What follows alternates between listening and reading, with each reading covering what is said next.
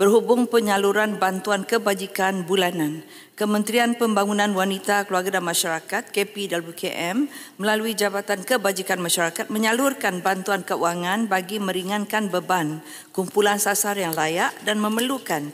Bantuan ini bersifat sementara sehingga mereka mampu hidup berdikari. KPWKM dan JKM akan terus berusaha untuk memastikan bantuan keuangan kebajikan dapat disalurkan dalam tempoh yang disasarkan kepada penerima.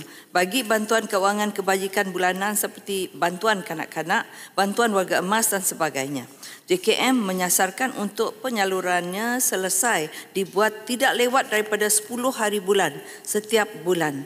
Namun tidak dapat dinafikan masih terdapat peratusan kecil penerima yang menerima bantuan mereka melebihi tarikh yang disasarkan.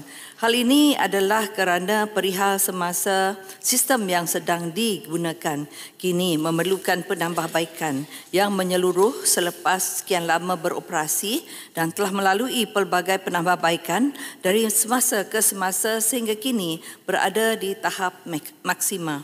Dengan iltizam untuk menambah baik penyampaian perkhidmatan kepada kumpulan sasarnya, JKM kini sedang membangunkan sistem yang baru. Sistem ini disasar untuk mula beroperasi menjelang awal tahun 2027. Pada masa ini, Puan Ketua, proses pembayaran bantuan disalurkan secara langsung menerusi Electronic Funds Transfer dengan izin itu EFT ke akaun bank penerima.